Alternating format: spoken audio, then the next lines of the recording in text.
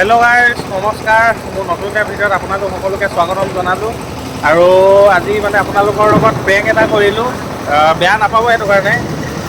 আমি আজি আহিলোঁ মানে অলপ কালী পূজা চাবলৈ। তো ব'লো গাইজ, কালী পূজা চাওঁগৈ। মানে আমাৰ ইয়াত বৰ ধুনীয়াকৈ পাতিছে।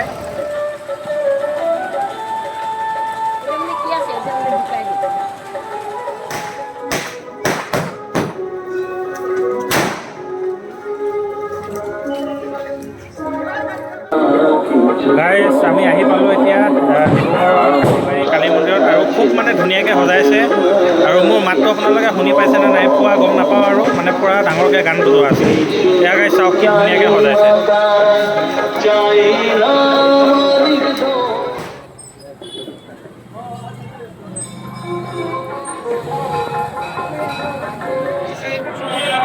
চেণ্ডেলযোৰ অকণমান আচুতীয়াকৈ থৈ গৈছোঁ।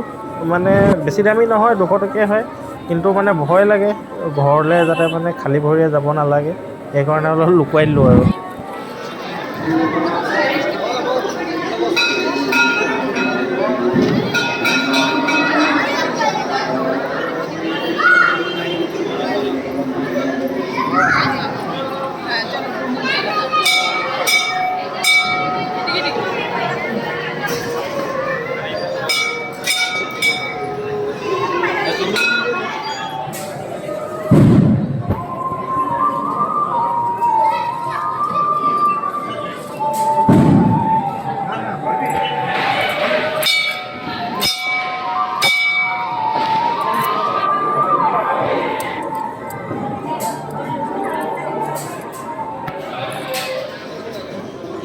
এয়া গাইজ, খুব ধুনীয়াকৈ সজাইছে মন্দিৰৰ ভিতৰতো।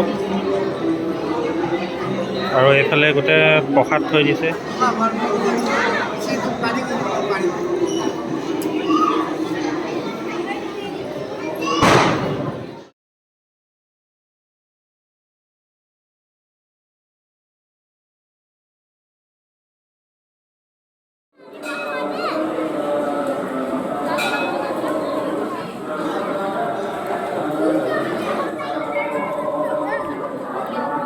বৰষুণ দি দিলে গাইজ, এয়া চাওক পানী পৰি আছে।